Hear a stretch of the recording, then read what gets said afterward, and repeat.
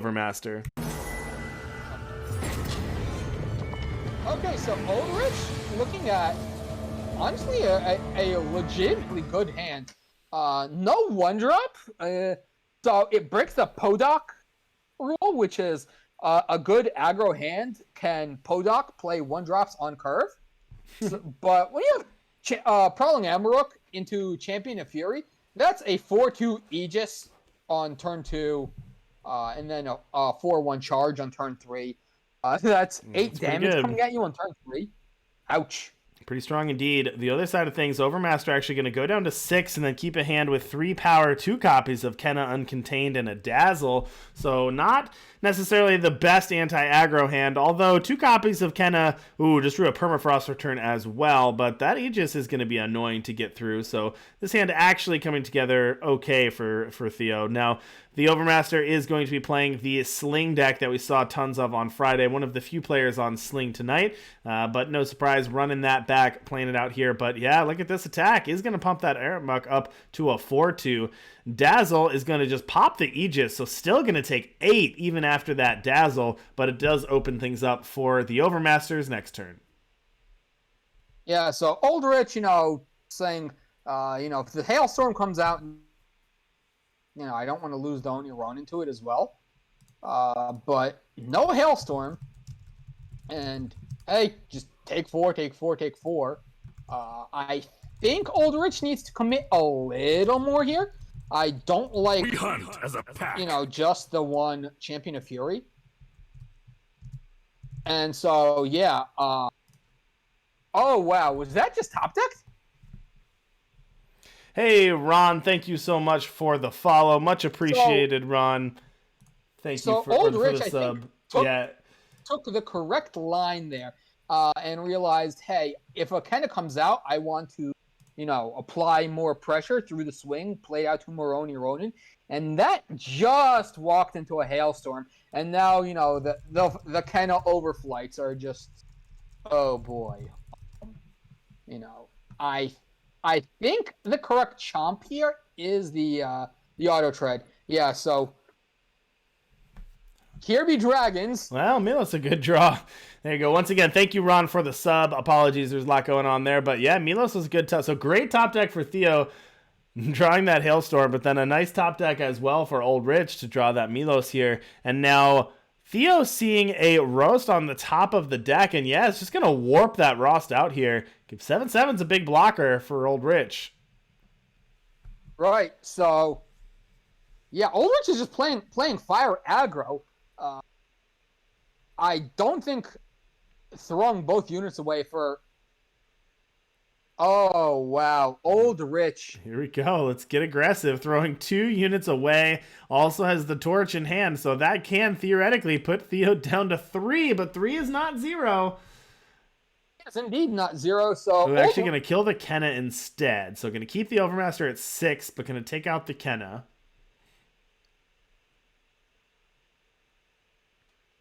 Joe the draw for Theo. Yep.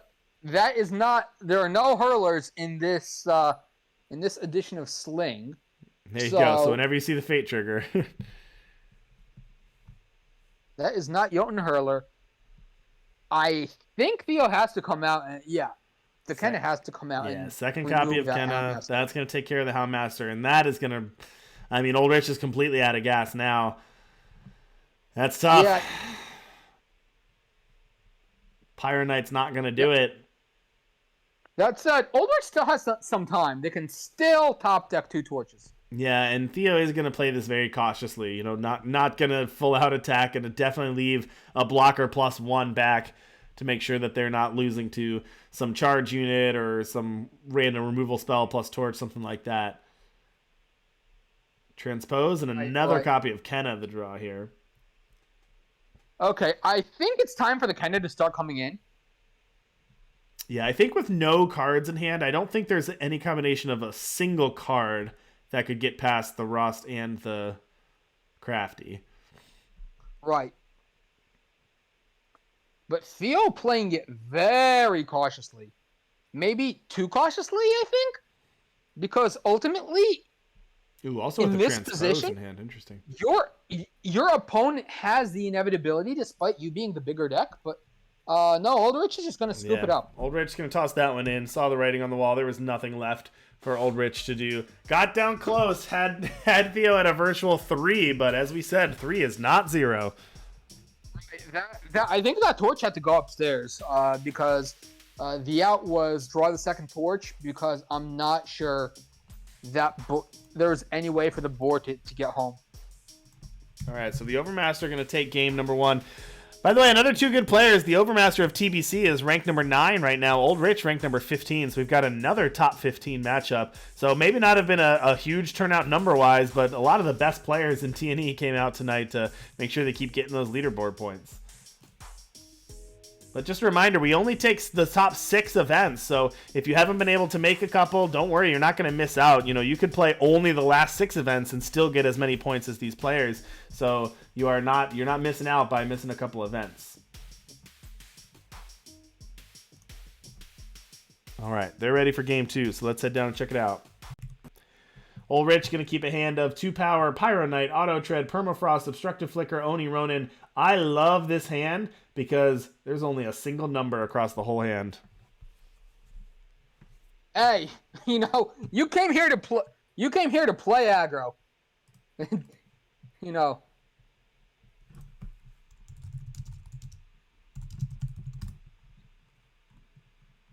All right, let's make sure the players know they are good to go once again. If you are in the feature match, you only have to hold at the first one. Games 2 and 3, you can just fire it off, so no need to wait for us for those. Yeah, 1-1-1-1-1. Pretty nice starting hand for Oldrich. Let's see what Theo can do. Theo's going to take a redraw to 7, 2 power, transpose and torch, permafrost, Rost, and a Tamaris. There's another 1-drop for Oldrich in hand, and actually might start that one out first because that has an Aegis. Which I was going to say how good the Overmaster's hand one was with all this 1-cost removal, but having a 1-drop with Aegis is pretty nice. I am not sure about the Snowcrust first. If you have the Oni Ronin and you know your opponent's not running Jotun Hurler. Yeah, that's true.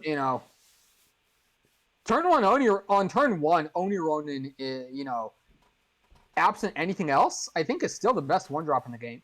Yeah, the problem for Oldrich here, though, is there is a Tamaris that can be shifted that deals 1 to everything. There's a cover from the storm, and there's a hailstorm. So these units are not long for this world. Oh, boy. How many ways would you like me to wipe out your 1-drops? Let's just torch to pop that Aegis. And then Tamaris is coming next turn. And there's nothing Oldrich can do about it. Nope, can't negate Tamaris' shift. Better pitch something to this Auto Tread so it doesn't die too. Don't pass turn back, Oldrich. No, don't pass turn back, Oldrich! Oh, no! Oh, boy. Obstructive Flicker does not take care of that. Ouch! It hurts. But hey, this Champion of Fury 5 to the dome. That's pretty big. 5 to the dome here is pretty good, but unfortunately the Overmaster has 4 removal spells in hand.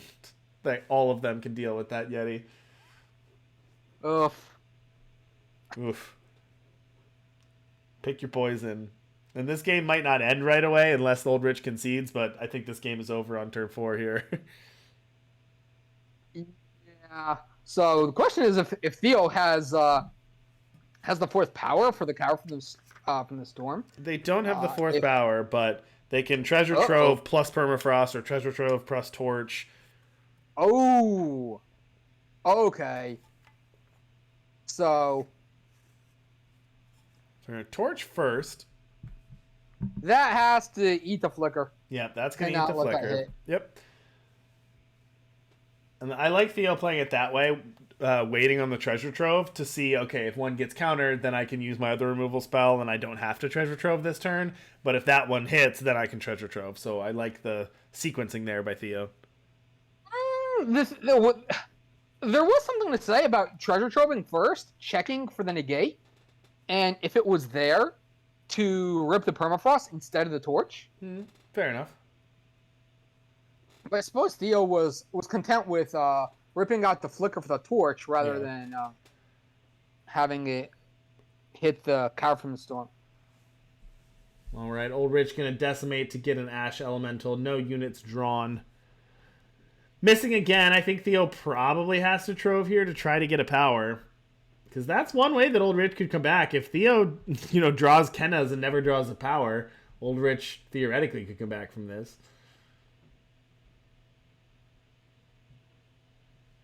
No way to kill that. But here comes a Champion of Fury. And again, Theo's Frost into Champion of Fury, Yeah, I mean, Theo's removal is slow speed. I still think Theo has this, but yeah, putting up a fight. All right, Seed of Fury, the draw. That's going to be depleted up to 4, but that is going to allow the Hailstorm and hit the power drop. Just keep things clear. Okay, Pyro Knight threatening her ultimate, but I think the Cow from the Storm is just going to take that out. I don't think Theo is allowed to pass back here. Okay. Well, you have 4 now. Yeah, you have the 4 now, so the Ken is turned on, so that's a good one there.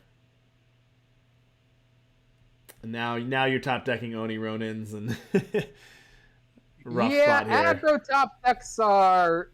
You don't want to let the game get to that point. And yeah, Kenna's just nasty. Yeah, I mean, against aggro, having your removal spell also tied into a 4/5 flyer is like, I mean, it's essentially a 2-for-1, right? Like you're advancing your board with a huge unit and also using that as a removal spell at the same time. Right, and she has an evasion, and an the ultimate. Like when I first saw Kenna spoiled, I said this card's going to be absolutely amazing, and I don't think I was correct. Looking back, she wasn't absolutely nutters butters the way I initially thought she would, simply because Skycrag never really materialized that that Stone Scar aggressive mid-range high quality units on curve type of deck. But that wasn't Kenna's fault, really. Like, as we can see, once she found a home, she is absolutely devastating. Mm-hmm. Very good card. So, yep, Oldrich has now Oldrich is drawing power and... Yeah, no matter what you're top decking with aggro, unless it's Champion of Fury, you're not a happy camper. And 2 Champion of Furies are gone already, so... Now, the Overmaster has been playing this cautiously because they just have removal. They don't really have any other threats in hand. But I think with this Permafrost and still at 8 with a Face Aegis, I think Theo is comfortable enough to start hitting in with that. Kinda put Oldrich down to 7. Permafrost that Ash Elemental. Pyro Knight the draw for Oldrich, but Theo still has Cover from the Storm, Dazzle, Hailstorm, and Zhou in hand. Oh, so that Pyro Knight, 1 power short of coming down and using its ultimate immediately. Mm-hmm. I think Theo's just going to say, get this thing out of here. I have no interest in dealing with a 6/5. I think that is likely. And now that a 5 power can also Hailstorm and keep up Dazzle now as well. Right. If the sweeper comes out though,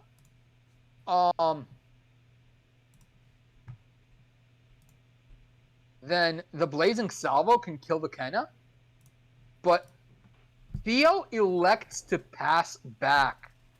Oh no! There's the Dazzle. So Oldrich gonna go for the Blazing Salvo and the Seer and just get completely blown out by that Dazzle. But Oldrich is gonna be able to attack in. Now Theo has another Dazzle in hand here. But instead, gonna go to 2. Pyro Knight. Oh yeah, you can't. You're right. It costs 1. It costs 1. Oh, but Oldrich is gonna toss it in anyway. But wow, you're right. It costs 1. That's so funny. Oh boy. Yeah, I'm sure I can Dazzle a 6/5. Nope, not when it's a Pyro Knight. Yeah, that's really funny. Theo was very lucky that they were at 8 life.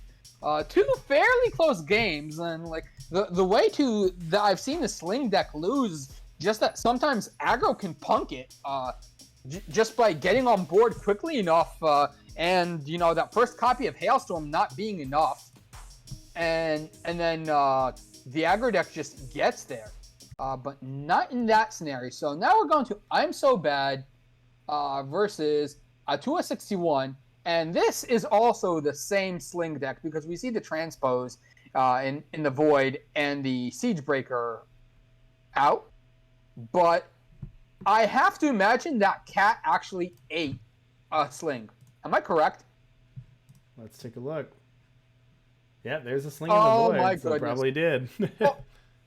Or it was the exploit. I'm not sure which, but yeah, Atua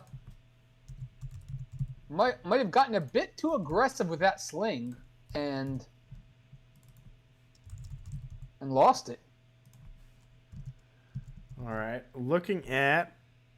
Let's see, get this hand cam up here. Let's see. I guess we can't even see what they're looking at. I'm So Bad with an Express Route, a Harsh Rule, and an Equalize in hand. Yeah, so this is your classic TJS vision value that Stormblast played at Worlds, like the same sort of archetype.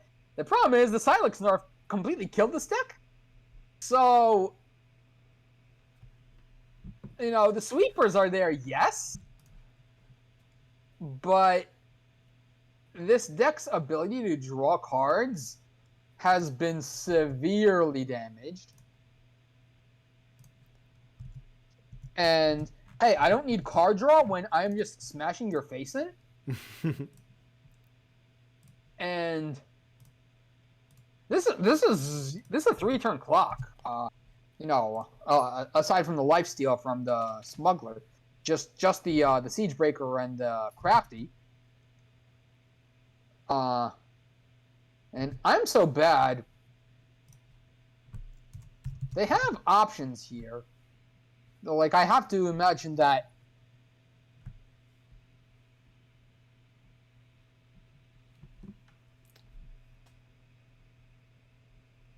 the express route might get fired off here, but not this turn. Yeah, so I'm So Bad just going to chomp and then sweep. All right, we're not going to get hand cams in there. Not for this one, but we'll turn them back on when we get the next one. Not a big deal. All right, Equalize the draw here for I'm So Bad. So another copy of Equalize has a Harsh Rule to equalize an Express Route, so maybe not what they needed, but it's fine here. The harsh rule is fine here, especially if I'm So Bad actually has a Stray Relic. You know, I remember Stormblast was playing the one of Greatsword. Let me check decklist if I'm So Bad is playing the one of. No, there Equalize first. So no one of Greatsword in the deck. I'm not sure that's correct.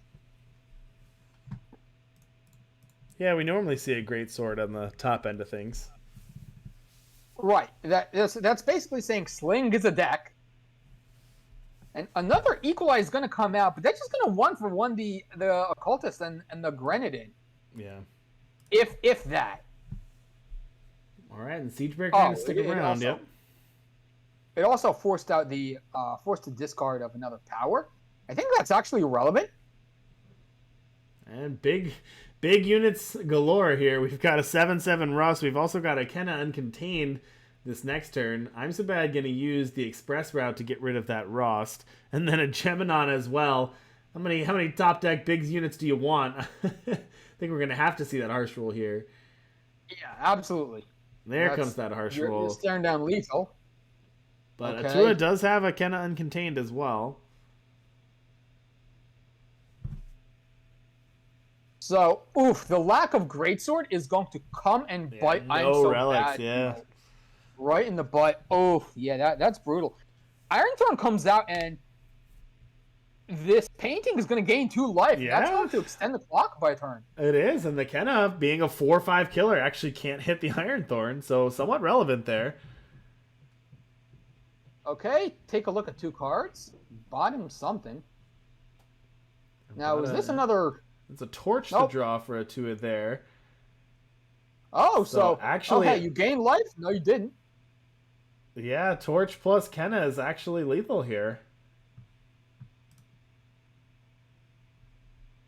Yeah, so as we see, vision control. If you want to play control deck, you need ways to draw cards, and eh, this one ran out of steam. Yeah, not going to do it. Atua going to fire off that torch. And that's going to take it over I'm So Bad. So we will see. Believe that's only game 1. But we'll get an update there. So let's take a look. Atua on Sling. So let's take a look at I'm So Bad's Vision Control deck here. While they're getting paired up. The Overmaster with that win that we saw the feature match will go to 3-0. So they're the lone 3-0 right now.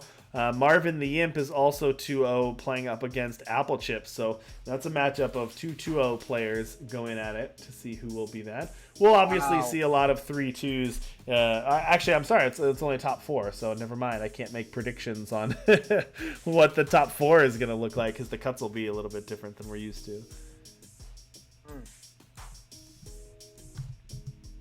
All right, so what do you see in this Vision Control deck here? So in this Vision Control deck, I mean, it's what I think is honestly a dead archetype, because ultimately the reason this deck worked is that it could ramp and draw card because back when Silexes only needed the trip the double instead of the triple influence to turn into a trove. But without that, the card draw is limited to, in this case, 3 copies of Diana instead of 4, and only 2 copies of No Thy Enemy.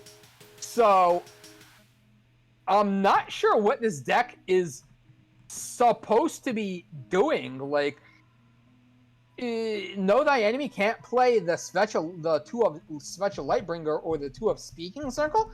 So it just looks like it's going to, it's just trying to 1-for-1 the opponent until it drops the Speaking Circle or Svechel Lightbringer or From Beyond flips.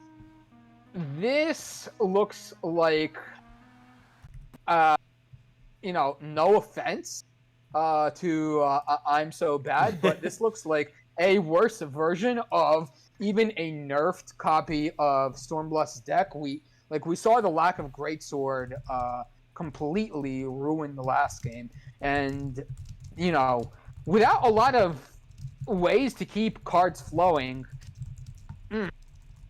Like, I know what this deck used to be, what it's sort of supposed to be. I don't think it has the tools anymore to do that, and especially not in this build. All right, well, we just tuned in to see Marvin the Imp take it 2-1 over Apple Chip. So this is everyone's favorite time of night. We've got our feature and our backup both completed. So now we're going to jump around and see the end of this. Let's see. We got Male versus Arcade. So let's head down and check out Male versus Arcade. Try to catch the end of this one. Actually, you know what? Let's see. See if we can get Canada versus Alex Fierro, because I want to see some of this Canada deck. Oh, I forgot this was the Turbo Fog. Sorry, I was excited to see Canada's Pinnacle of the Reach deck, but I also forgot that this was Alex Fierro's Turbo Fog deck. So maybe we didn't want to switch to this one. Oh. Well, hey, we can always count on Alex Fierro to give us a backup match, because their deck just takes the whole round. That is true, and we got to give Canada bringing five faction reach control. We got to give a little bit of screen time to that. Yep. All right, looks like this is game 3, so these players are tied at 1 game apiece right now. Oh boy, what noodle fight!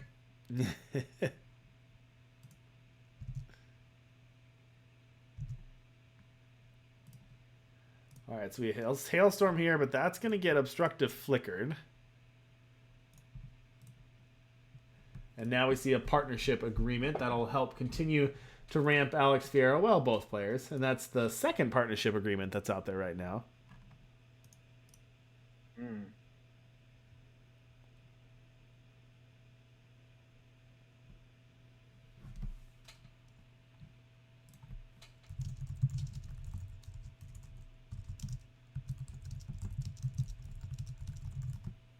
So Speaking Circle comes down, and Torrent of Spiders, not much. I didn't even see what that was. We'll see once the agenda's set. All right, we got Torrent of Spiders, a Conspire, and a Gift of Battle. Those are your options. Okay, well, a 1/1 deadly is still a 1/1 deadly. Yeah, those are some kind of weak hits off of Speaking Circle. Yeah, that's not a throne quality Speaking Circle, that's for sure. Canada up to 13 power here. So, Beacon of the Reach, for those of you who don't know, draw a random card. When you play the latest card created by Beacon of the Reach, create and draw a new random card. So you kind of get to go off, if you will, by draw a card, play it, draw another one, play it, draw another one, play it. As long as you got the power and influence to keep doing it, you just keep playing them out. You do need to have the influence, though. These are not, I don't know if there's an official term for what happens to them in Eternal, but they're not neutralized. So influence free. They are not influence free. Yeah, there you go. All right, transpose here for Alex Fierro. So Canada actually pinched. Their latest card is a Makar's Quiver, and they have 1 Shadow Influence. All right, cover from the storm. That's going to kill everything. Clean board for Alex Fierro. So Canada going to have to rebuild again. But, hey, Beacon of the Reach helps you refill pretty quickly. Yep, and just as I was saying that Canada is pinched on influence, nope, not anymore. Okay, Linux Molten Wing. Molten Wing, let's draw another one, and it is Titan Foundry. That costs 12, unfortunately, for Canada. And they have 11 Canada power. does not have any Sentinels to discount that Titan Foundry. Luckily, Alex Fierro is providing Canada with almost all the power that Canada can possibly want. It actually works out well for Canada. Just keep getting that power. All right, Suffocate. So that's going to take out the Linux. It's that Decay. Is that what that's called? To get rid of a relic or attachment. Get rid of a relic. Yeah, didn't see that one. And one was expand the reach. Bound by Oath. Silence an enemy unit or silence an enemy. Sounds a unit in the enemy's hand. Well, there's no units in the enemy's hand. So went after. Killed the Beacon of the Reach. Yeah. Okay. Beacon down. Is there a way to deal with the Linux? Well, let's see. We got a Transpose, a Shenra Speaks, a Defiance, a Shenra Speaks, and an Audacious Ruse. So lots of ways. Lots and lots of ways. Beacon of the Reach is in the main, so multiple copies left for Canada. Let's see if they've used any other ones. No, so that's just the one. So 3 more copies of Beacon. All right, Defiance. Still in Canada to deal with this Speaking Circle, though. This Jotun Hurler is enough of a threat. All right, then Makar's Quiver gonna actually pump it. Yeah, pump it up. Makar's Quiver gonna make it a 7/3. Yeah, what else are you gonna do with all the excess power? Bound by Oath gonna go after the hand and find nothing. Nothing in hand. I don't know if that's a good thing or a bad thing for Canada. Yeah, I mean, yeah, Alex Fierro sees, okay, well, this is the only unit I have to be afraid of.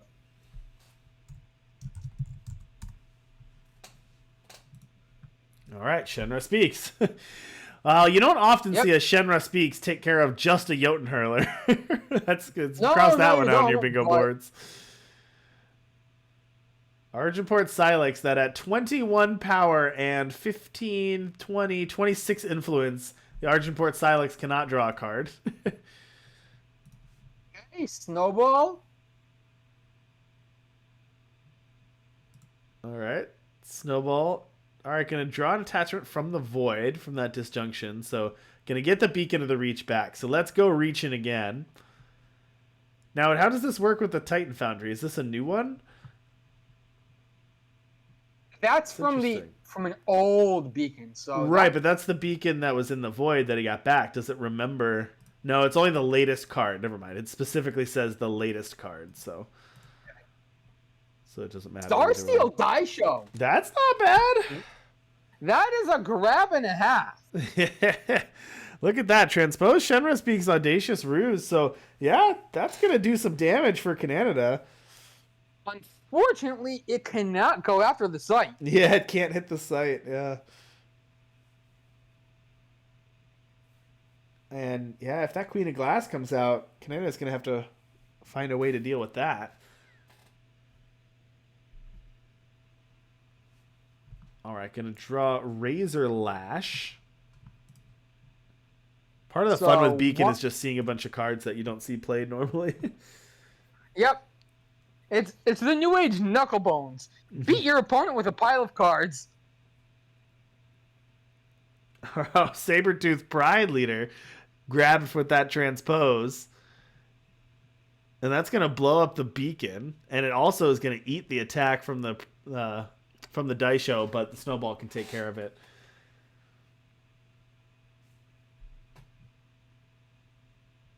All right, Suffocate, going to take care of that. And now, one turn away from Speaking Circle. One turn away from the Queen of Glass, and Canada doesn't have anything in hand to actually deal with her. No, it does not. Can stun it a couple times. But, top deck another Pinnacle of the Reach. All right, there's another beacon. The Reach, rather. Yeah, too many things of the Reach. Ironthorn Lawman, just a 3-1. Ooh, Repulsive Gorger. How about that? I guess it's only a 7-4 on this board. I like that you can refill so quickly, though. Like, keep playing things out. Why not? All right, Touch of the Wild. Give one of your units Overwhelm, then a weapon or spell in your hand Overwhelm. That's not gonna do much. But hey, gotta cycle it anyway. I really love that the 2 copies of Partnership Agreement are just letting Canada go off. For sure. Okay, Snowcrest Yeti. All right. I mean, this Gorger is now an 8-4 Overwhelm. I mean, Alex Fierro does have the Shenra Speaks. Let's just keep going. Canada still has 5 power. We're not stopping yet. No, we're not stopping. Wait. Yeah. Oh, In honor of Claws off the beacon? Wow. An actual good card. All right, Queen of Glass. Although, so wait, Shenra Speaks, though. Alex Fierro can't play Shenra Speaks with Queen of Glass. Or I guess you can, but that's awkward. Right. We still got the Telekinetic Shackles and the Copperhall Blessing. But like you said before, that really only buys 1 turn. Oh man, Fatal Misstep would have been so good last turn. Oh no.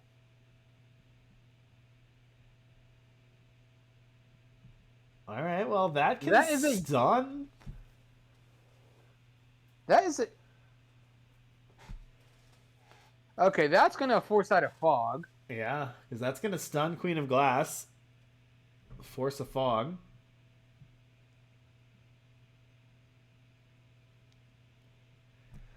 So we're going to get Telekinetic Shackles. Prevent all damage that an enemy of your choice would deal. But that didn't target... So it didn't hit the Snowcrest Yeti. That also... Oh, I guess the Daisho can't attack past the Queen of Glass. So not going to stop that. Don't need to. Yep, there is a Queen of Glass blocking the Relic Weapon. All right. Alex Fierro dazzles the draw for turn. Pass it back. Canada's gonna get it with a Desert Alchemist. I love this. This looks so fun for Canada. I have all the power in the world. I love it. Up to 30 power. Hey, Marison most the of which eldest. is not his own, not their own. All right, Marison's pretty good. Tormented Crown. Shogun and the of the plunder Waste. plunders Ooh, the summon way. your units deal double damage this turn. Doesn't matter because it's fog or death anyway for Alex Fierro. Correct. Doesn't matter. Grenahan. Good old chicken.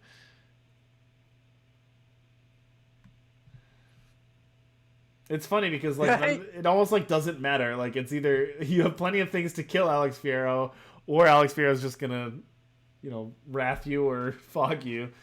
So all of this like doesn't matter, but you got to keep playing it to keep getting the new cards. Right. But I don't know. Alex Fierro doesn't really have that much going either. They've got a Shenra Speaks and a Dazzle.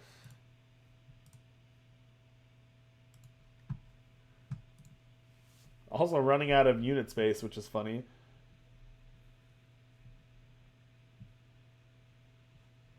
Okay, Queen of Glass gonna swing in, and yeah, we've been holding on to those defiances since we flipped over to this match. Yep. Let's see, is everyone else done on the back tables at this point? Looks like they are. This is our final match. We've still got 7 minutes left in the round, so we'll see if Canada can end this one before 7 minutes, or if Alex Fierro can somehow turn off. The thing for Alex Fierro is, I mean, this was a ton of cards drawn off this Bottled Insight, but up until that point, that was actually a really good draw for Alex Fierro, honestly. But up until that point, like, Alex Fierro was still just band-aiding fogs. Like, they really weren't getting ahead. There was no pinnacle. They weren't really doing anything to Canada. Whoa, was that a pinnacle of the reach discarded as well as it sure was. All right, Grenahan. Canada's gonna have to find something else. Let's see what we can get off of the reach. Got a Mystic Ascendant, Pearl Abbey Smuggler. All this card draw. I'm gonna have to remember which one was drawn off of the reach.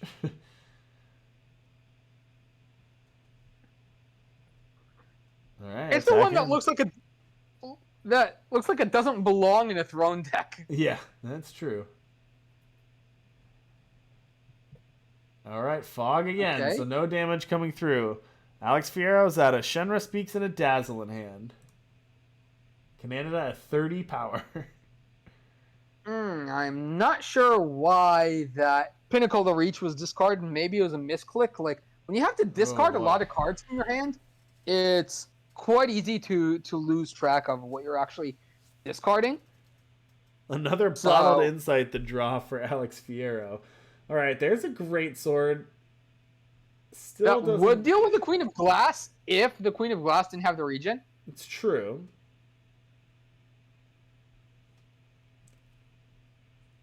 All right, Canada just pumping a lot into the Shogun of the Wastes. Well, I mean, at this point, even a telekinetic... Oh, I see. They're trying to play around the Audacious Ruse. Okay. Just do enough damage where the Audacious Ruse can't shrink it small enough. Uh-oh.